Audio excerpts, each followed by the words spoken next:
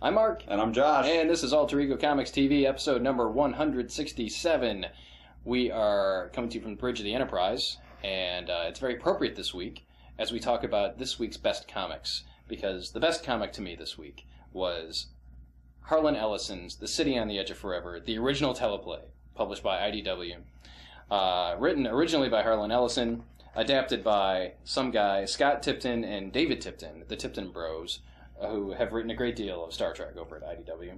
So just a nitpick here. It's not actually the original teleplay.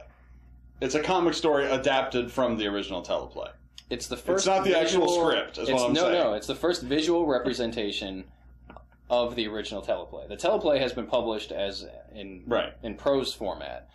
But this has art by J.K. Woodward, and we'll get to that in a second here. But, okay, so full disclosure, and if you can't figure it out from previous episodes, I'm a huge original series Star Trek fan.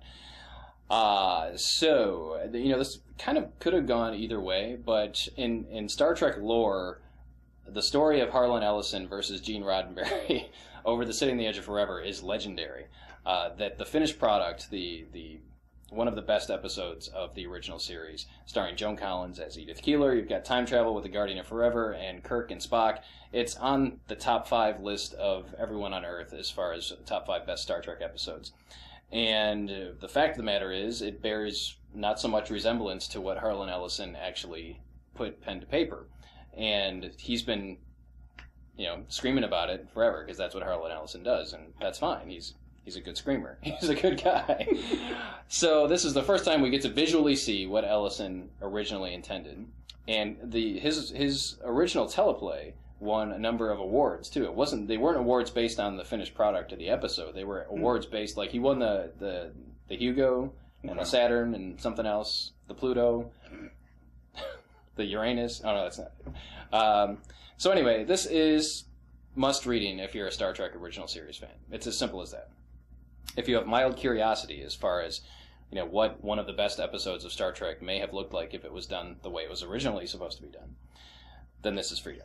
So it is a 6-issue, I believe. The artwork by J.K. Woodward is pretty cool. It's painted artwork. He did the art on the Doctor Who Star Trek The Next Generation crossover.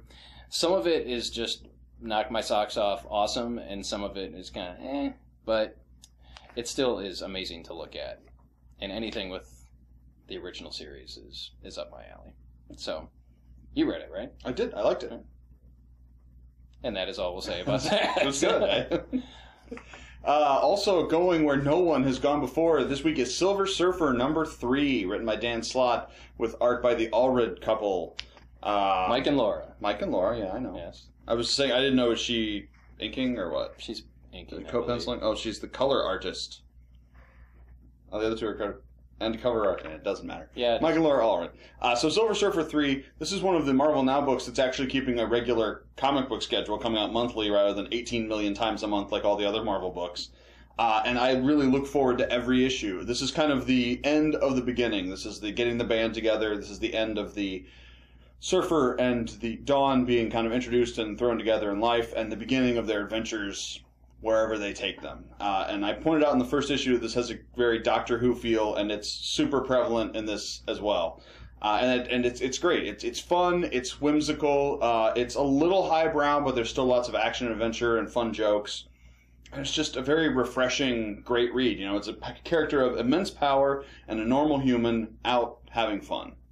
And sometimes saving reality as a sideline to having fun. It's just... It is Doctor I love Who. it. Yeah, it really is. But it's so enjoyable. Allred's artwork really, really works for this. Slott is really good at mixing, deep emotional stuff with goofy jokes, and Allred pulls that off better than anybody as far as having something that's meaningful but also absurd.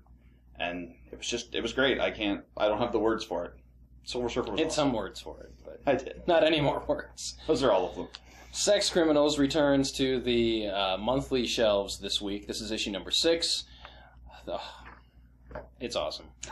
Sex Criminals has reached the saga level for me that I anxiously await the next issue. We're selling the trade hand over fist. Not as much as Saga, but I would like to sell more copies of Sex Criminals in collected edition. And this is a little bit of a downer story-wise. You know, I think we were on an uphill climb as far as excitement and the newness and the relationship between Susie and John, and then they get busted by the Sex police. Is Sting a member of the Sex Police? He is. Their yes. special tantric unit? Yes. I think we will find that Sting is the mastermind behind the Sex Police. There you go, Matt Fraction. You can have that one for free. Matter of fact, there's a tracker in this one. So yes. Every step you take, Sting could be watching. He is watching. I think that's it. Bloop. If you're not reading this, you really should. Put aside your prudeness and pick it up. But as I said, it's a heavy issue. There's a lot of material, and when you get to the letters pages, which again is worth the price of the comic alone, and actually someone mentions that in the letters pages this month, they tackle some topics. And, you know, in the story we find out that John is ADHD and he's been on medication before for something like that, and there are people that suffer from that who have been on and off of medication. They talk about what medication has done to them. And kind of thank Fraction for portraying things realistically. And that's what this book is. I mean, as much as, you know, there's the Sex Police, there's the Quiet, there's stuff there's fluids and other things. This is a very real story. This is about real people in a real relationship and real stuff happening to them, except for when they can stop time and do other crazy stuff. So, for my money, it's one of the most real-world books on the stands right now. Yeah. That depicts a very accurate, I think, relationship, minus the stuff. So anyway, Sex Criminals is back. If you were waiting with bated breath for it to return, it's here.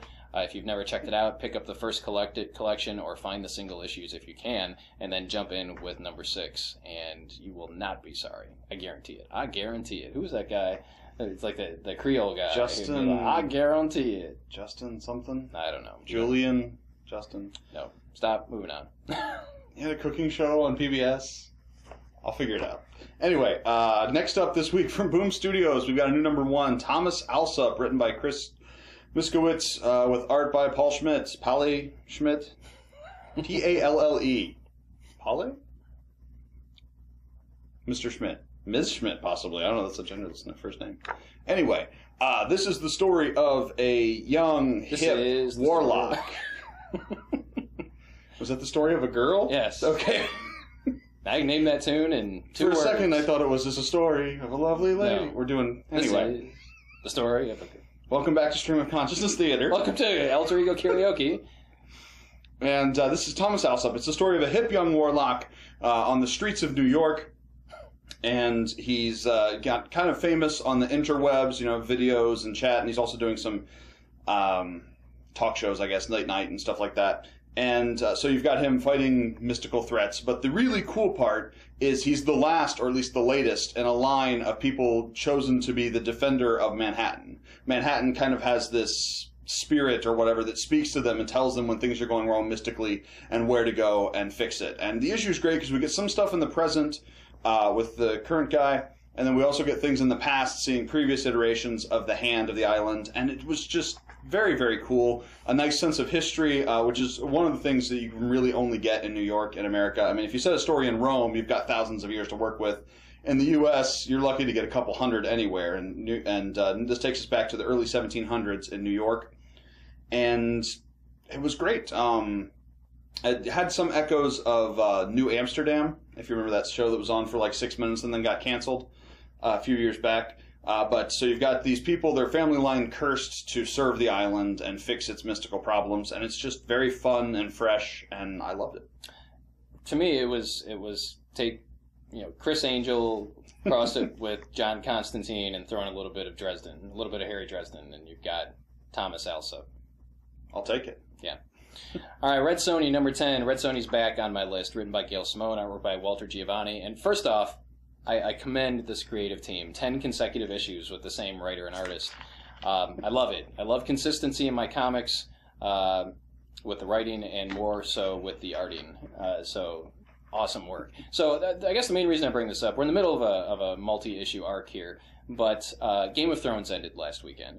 the season finale. We're not going to see more Game of Thrones until freaking April of next year, so you've got forever. So I would highly recommend this book to anyone that is a fan of Game of Thrones, number one, but a fan of the strong female characters on that show. And I'm thinking specifically of Brienne of Tarth. You don't watch the show, so you don't know what I'm talking about. But very strong female character, warrior-type character. And Sonja reminds me of her a little bit, except maybe not so giant. She's going to be in the new Star Wars movies, by the way. She's in this giant... You don't even know what I'm talking about. Brienne of Tarth, the actress who plays her, will be in Star Wars Episode 7. Is that right? 7's the next one. Yeah, okay. So Red Sonja, Game of Thrones fans, if you like the sword play and the fantasy and that sort of thing, pick up Red Sonja. You will not be disappointed. The first collection of Gail Simone's run is available, and the newest issue is out this week. Really, really solid, good stuff. Cool. My pick of the week this week is The Wicked and the Divine, written by Kieran Gillen with art by Jamie McKelvey, a team you may remember from such books as Young Avengers and Phonogram. And Gillen is, of course, best known, at least in my world, for writing Journey into Mystery over at Marvel, which was super great. So this is the story of a world not unlike our own, except every 90 years or so, gods are reborn into teenagers or people in their late teens, and for 2 years these people become gods, and then they all die. And it's really good. It is, like all of Gillen's work, it's working on multiple levels at a time. You've got the surface story about a world where you take beings of immense power and give that immense power to maybe the least responsible type of human you can have, a 17-year-old. And you combine that with the knowledge, the foreknowledge that they're all going to be dead in 2 years. And you've got a great kind of metaphysical, cool story. But it's also a commentary on fame and the way, flash in the pan, the way the internet makes people famous for a moment for stupid things, and the effect that has on people growing up in that manner. And it's just really great. Sorry. Are you having a stroke? I had a stroke there for a second. No, and I love, and my favorite part of the book is you've got these gods that have come, and they're basically pop stars. They're giving concerts and they're radiating their god vibes or whatever. Well, hey. Oh, that was sex criminals. Yeah. And people are showing up, to experience religion or love or whatever. Idol worship. Well, they're not idols if they're actual gods. To feel like they belong. I mean, right. the main character that we tag along with, she just wants to feel part of something. She wants to be part of something bigger. Yeah, and that's what they do. And then after we see that, we see the gods with skeptics, basically. You've got an interview with them, and they're pointing out a bunch of things, throwing stuff back at them. But, which I really liked because it helps to take... Sometimes when you read things, you come up with arguments yourself, like, wait, why doesn't that make sense? And having a character in the story state what you're thinking helps move it forward and helps them basically directly address your concerns, which worked for me. But my favorite part of this is basically it ends with a murder mystery, and presumably that's what's going to kick off the series. And the thing you need to think about in that is, how are you going to prove murder in a world where people can perform miracles? If I can snap my fingers and make anything happen, how can you prove who did something when it's related to these characters? So just really great, very, very cool, hard to categorize. I guess it's fantasy. Yeah, you modern. Can't really give an elevator pitch about The Wicked and the Divine, but it's very solid. Just because you're immortal doesn't mean you live forever. That's the tagline. Josh, Kieran Gillen? Well, don't hire Josh, because well, that's his line. It's in the book. Oh. I thought he just made something up. No. But Wicked and the Divine, check it out. You will not regret it. Okay, so top 5 this week. In honor of the City on the Edge of Forever, we will do our top 5 Star Trek The Original Series episodes. I will do that. Josh will play a song on the banjo. I saw a Tribble one time. All right, I'm in no particular order, so these are 5 okay. Star Trek Original Series episodes that are the best. And I will go with City on the Edge of Forever. Did you? No, you got it. That's fine. Okay. I already gave the summary earlier. So, Joan Collins. You gave a little bit of a summary, yeah. Okay, so the Enterprise is orbiting this planet that has some chronal distortion field around it. someone gets hurt. I don't remember who it is. It may have been Sulu. Gets hurt on the bridge. Bones McCoy comes to his rescue, and the ship is kind of being shaken around and stuff, and Bones fills his hypo spray with like a Hail Mary dosage amount to save the crew member, and accidentally injects it into himself when the ship lurches forward, and McCoy goes nuts. And he thinks everyone on the Sherpa is he's a Sherpa. Everyone on the ship is a murderer. He's like, murderers, assassins. And Bones ends up getting to the transporter room and goes down to this planet that has a time portal, very much like a Stargate, the Guardian of Forever. And McCoy ends up going back in time into Earth's past to World War II. I think it's like the 1930s-ish. I would put it in the 30s. Maybe 20s. It was actually during the Great Depression, so okay. Then it would have been the 20s. McCoy goes back. Spock and Kirk go after their friend, and they end up trying to find him on the streets of whatever city they're in. It may have been New York, actually. It's just a very emotional episode. Kirk falls in love with the Joan Collins character, Edith Keeler, who runs a soup kitchen type of place. There's some great one-liners about Spock, the way he looks. He has to wear this stocking cap so it covers up his ears. The essence of Star Trek is in that one episode. So good. So, if you haven't seen it, you're one of 3 people on the planet who haven't seen it, but I would seek out The City on the Edge of Forever. And what I like about it, or at least what I see about it, is everything I loved in Star Trek 4, a lot of that is in this episode. The fish out of water, these future characters in the regular planet. Well, to me, Star Trek is about a lot of things, but at the core of the show is the relationship between Kirk, Spock, and McCoy. Mm-hmm. And you get, especially some incredible Kirk Spock moments, but McCoy is there as well when he's not crazy. He's crazy and then not crazy. All right, my first up pick, and you're going to have to maybe correct my wording here, is the Menagerie. There you go. And it's a two-parter. Is that what it was called with the original version that they aired, or was Where No Man Has Gone Before? The Cage was the original pilot. Okay, and then in season 1, they come up with a story that allows us to experience the Cage through flashbacks or through transmissions. Okay. Yes, but the Menagerie. So what version did I watch where part of it was in black and white? That's an illicit cut or something, maybe? The Cage was originally in black and white. Okay, see, I watched the Menagerie with more Cage stuff in it, I think, because there were black and white stuff intercut.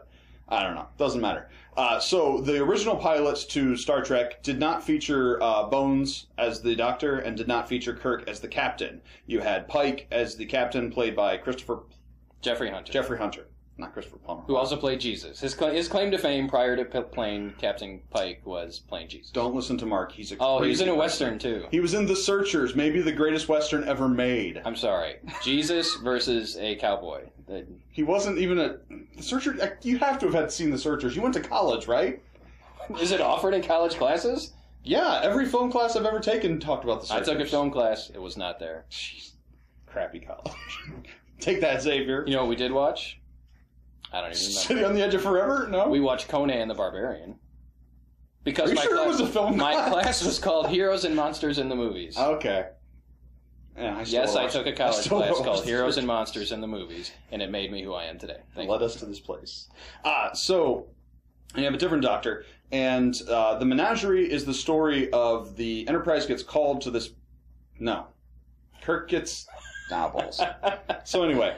Kirk gets called back. Do you want me to summarize it? Yeah, why don't you summarize it? It's not Kirk. Spock hijacks the Enterprise. Spock hijacks it because he has to fulfill the thing to Pike. Right. That's right. He goes to break Captain Pike out of Starfleet assisted jail. living facility where he's in his wheelchair. He's in his Professor X. Yes, I can't speak or do anything. And that wasn't Jeffrey Hunter, by the way. It was a different actor. It was a guy in makeup. Because if I'm not mistaken, Jeffrey Hunter may have been deceased at that time. Possibly, yeah. So yes, you had another actor playing a scarred up version of Captain Pike in the black chair with the lights that beeped. Beepy chair. So Spock goes to break out Pike. He steals the Enterprise, and you want to go from there, or you want me to? Maybe, I don't know. They go back to a planet where they're keeping people in basically like a psychic prison, where they've kind of projected this world where they take care of all their needs, but they're basically in a zoo. And in the original pilot, which we've never seen at this point, although we do get some intercut flashbacks, Pike was part of this, and they wanted to keep him there, and he frees the girl? No, he doesn't free the girl. He comes back in the next... He doesn't? This is very complicated. Sorry. So, yes, if you want to see... Just watch the episode. If you want to see Kirk and McCoy and the current version of the Star Trek crew that we know and love kind of experience this flashback story of the original pilot of Star Trek with some new stuff thrown in, watch the Menagerie. It is a 2-part episode, so you need to invest an hour and a half. And it has some more philosophical stuff going on. And it does. It's about the choices we make and what freedom means. And it's got the Telosians who are buttheads. Yes, who look just like the guys they from... They are literal buttheads. Look just like the guys from Twilight Zone. The one alien. Yes, the Canamids. Those. That's what I'm here for, folks. My head is full of useless information. I've seen Westerns and he's seen classic. All right, so number 3, let's pick another Star Trek episode. You know what? I just watched Space Seed, which introduces Khan Noonien Singh to the world, and it's still a very solid episode. Showed it to my children because they had recently seen Star Trek Into Darkness, which gives us a British version of India was Khan. Yeah, it was a British colony. British colony, it's fine. Okay, so Ricardo Montalban, he of the Fantasy Island and the amazing sculpted pectoral muscles, plays Khan Noonien Singh, who is a genetically engineered superhuman. He and 70 some odd members of his brethren escape Earth in the past because they have been kind of they want to rule, and Earth didn't want them to rule, so they fled in the Botany Bay, named after the Australian penal colony. And the Enterprise discovers them, awakens Khan, and Khan uses his magic blood because he's such a nice guy, decides to take over the Enterprise and kill Captain Kirk. But it doesn't really work out that way. It's just a great introduction of the character. Having Shatner and Montalban on screen together, which actually doesn't happen in Star Trek II, The Wrath of Khan. They never share the same space. It's all through screens. It was in Montalban's contract. I guess. I will not be in a room with Shatner. The man is an ass. No, I'm just... no. So, Space Seed is a must. If you're a fan of if all you know of Star Trek is the J.J. Abrams universe, you owe it to yourself to check out Space Seed and see the way that Khan was originally introduced into the Star Trek universe. Number 4. Number 4. I'm gonna cop out and go with The Trouble with Tribbles. Dude, it's great. It's hilarious. You get great moments with the rest of the crew because it's not really like a world in danger situation, you know. It's a very humorous episode. Yeah, and it's fun. And especially in light of the later stuff where Deep Space Nine goes back and is intercut with it is very cool. The Trials and Tribulations, I believe was the name of that episode. Hey, good one. Yeah. And Scotty defending the Enterprise before he defends Kirk's honor. And it's very palatable. You don't really have to know anything about Star Trek to watch it, which is probably why it appeals to me. You get Klingons and furry little critters. I mean, Tribbles are a big deal. Tribbles are... I mean, ask anybody on the street what Tribbles are, and they probably know. Yeah.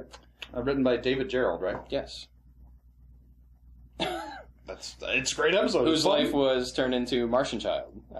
Loosely John based Cusack's on his story. life. Oh, wait. Except John Cusack wasn't gay in the movie, which makes the whole love plot really weird. But anyway, Trouble with Tribbles. Find it. Fun. All right, I'm going to go with...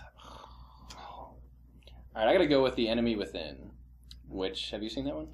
You're going to have to give me more. Okay. The title sounds familiar. Yes, it's an early first season episode where, due to a transporter accident, Captain Kirk is split into 2 people, Good Kirk and Bad Kirk. He does not have a goatee. I guess I could have gone with that one. Mirror Mirror is awesome too. But I was actually also thinking of Mock Time. There's so many great episodes. Enemy Within. So Kirk split into Good Kirk, Bad Kirk. And Bad Kirk is only bad because he has all of the strong-willed elements that make up a whole person. So it's not really bad. I mean, they're good and bad. Ideologically, we would... Well, it's bad. I mean, he tries to rape Yeoman Rand, so that's kind of bad. Yes. And he's just very animalistic, let's put it that way. Right. So you've got the animal nature, yes, the id versus the super id, Pac-Man, I don't know. The Kirk that's still in command, without his animalistic nature, he can't make decisions. He has to try and save a landing party that's stuck on a planet, and the transporter's busted, and they can't go down. And for some reason, they can't send down a shuttle. So Sulu's heating the rocks. Yes, Sulu's, and George Takei gives a riveting performance as he's freezing to death on a planet. And apparently they couldn't beam down coffee because you would get evil coffee if it gets beamed down. The coffee spilled. And you see Shatner gives a really good performance, and he's playing both sides of himself, obviously. And you see the frustration. I'm doing a Shatner. See the frustration. With Spock and McCoy, and yes, and basically you see how the strong leaders need to have both of those elements. That you can't take certain things out of a strong Why do I feel you're going to bring this back around to why Jean-Luc Picard was terrible? Because Jean-Luc Picard only had the wimpy side. He didn't have the animalistic side. So there's just there's a great scene where Kirk busts into sick bay. And he wants Saurian brandy. And that's where you see the cool brandy bottles. You ever seen those? I mean, when I was in high school and college, I wanted one of those things so bad. I was like, I want a Saurian brandy bottle. And he grabs Dr. McCoy by the back of the neck. He's like, give me the brandy! And it's so good. Enemy Within. Check it out. Was that 5? That's 5. All right. There's so many. How many episodes? 70, 79? About 30 good ones. I think there are 79. There are a bunch. I mean, there are some horrendous episodes like Spock's Brain, but everyone's familiar with them. Also, at a certain point, I would just stop using transporters. Because doesn't a transporter malfunction like the problem 2 or 3 times that causes... I don't think with the original series, but every series after that, there's a transporter malfunction. What was Mirror Mirror? That was a transporter malfunction. It wasn't a transporter malfunction. It was like there was an electrical storm or something else happened. Mirror Mirror gets an honorary mention. Amok Time also. There's so many other good ones. All right, so that's it. Wow, we just really talked about Star Trek a long time. So if you don't like Star Trek, you probably tuned out about 15 minutes ago. I know. But if you like Star Trek and we left out your favorite episode, leave it in the comments below. Let us know. Share your love of Star Trek, because I don't think there are a lot of young people these days just don't even watch the original series. They're only going to know J.J. Abrams' Star Trek universe, which is not necessarily a bad thing. But anyway, that's it for this week. Should be an interesting week next week because we've got Outcast #1 from Robert Kirkman, writer of The Walking Dead, and this is about exorcisms, and it's going to be huge. It's going to do gangbusters. Yeah, so that's it. Thanks for watching. See you next time. Bye.